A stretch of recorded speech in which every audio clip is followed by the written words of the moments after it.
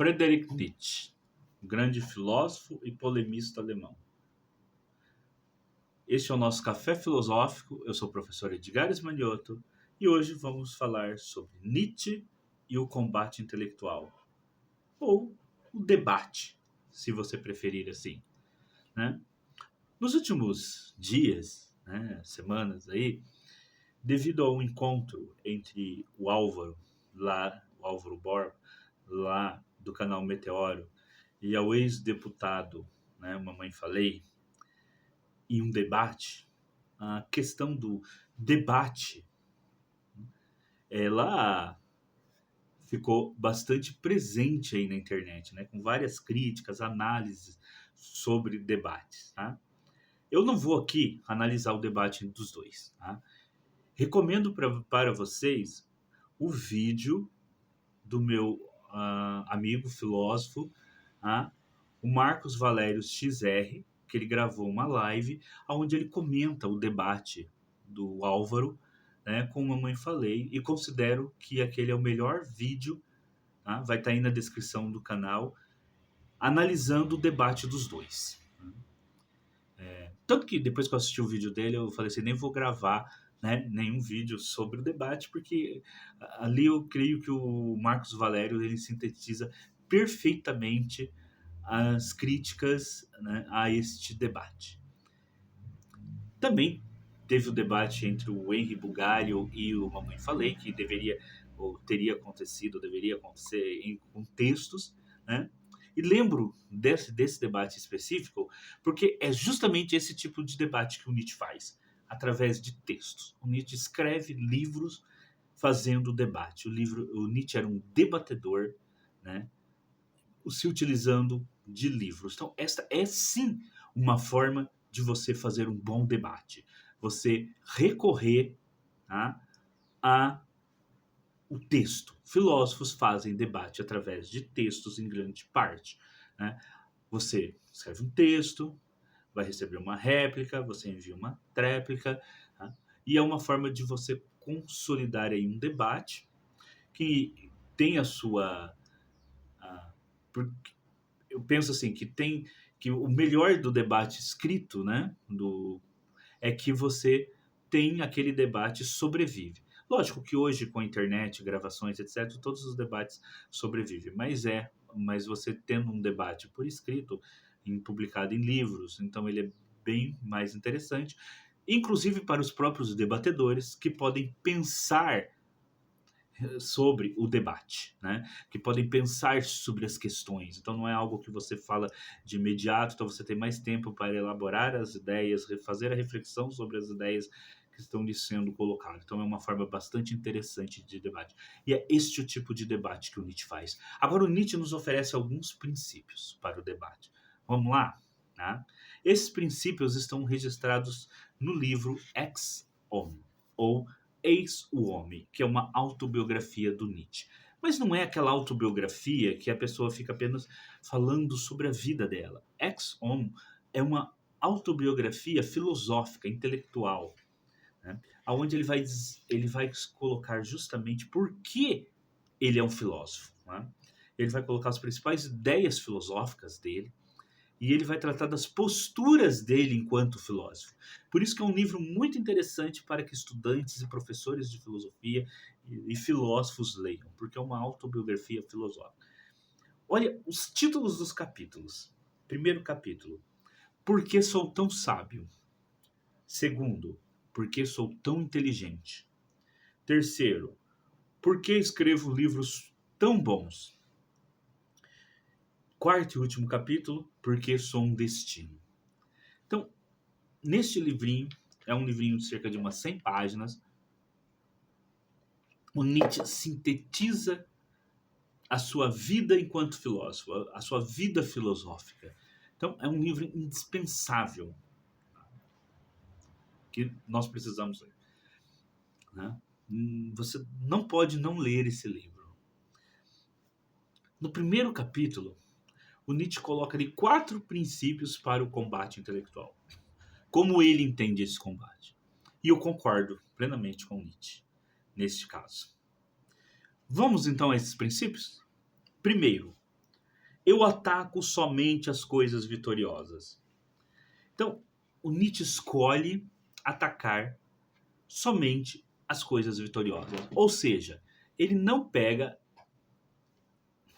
ele não pega para atacar pensadores ou ideias filosóficas e políticas, linhas de pensamento que já perderam, que não tem mais força intelectual na sociedade, que não tem mais representantes de peso, né, na sociedade. Então, por que você vai debater, né, ideias, por exemplo, de um partido político que ele, dentro da sociedade, ele é insignificante?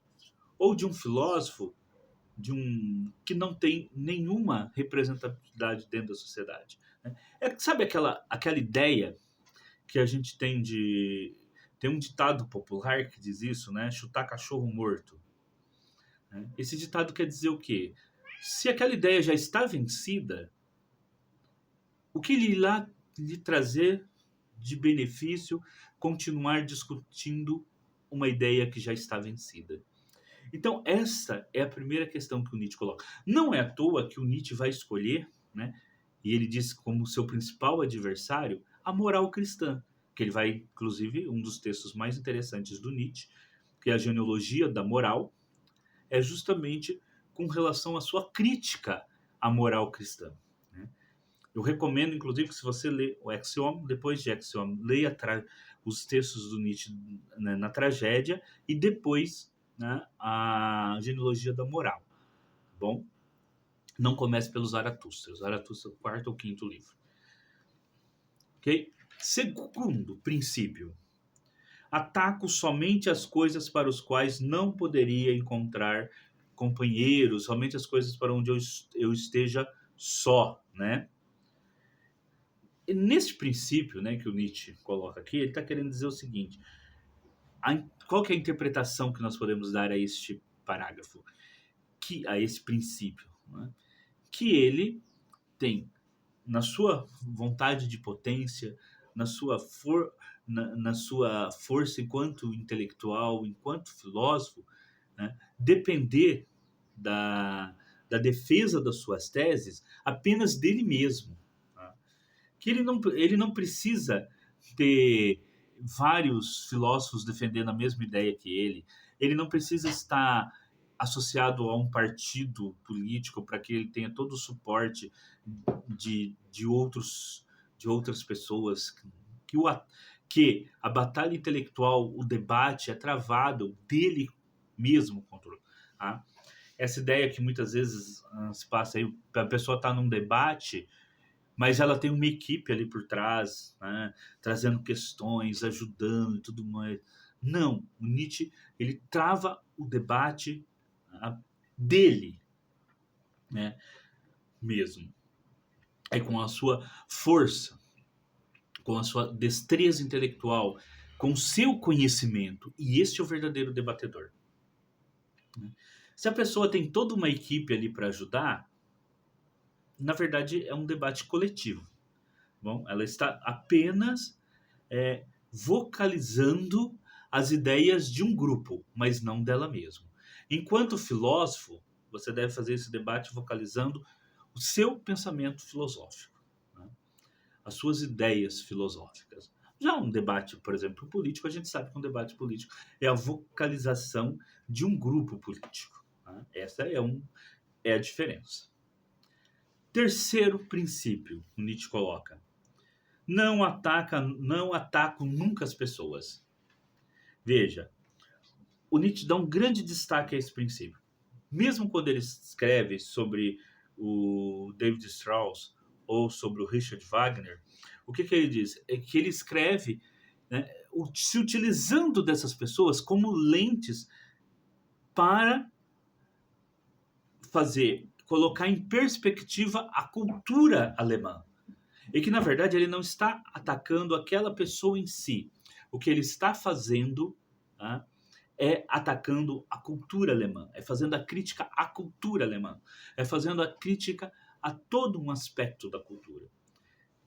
talvez aquele escritor, aquele compositor, aquele filósofo, ele sirva apenas como uma lente, né, do qual ele então consegue compreender todo aquele movimento filosófico.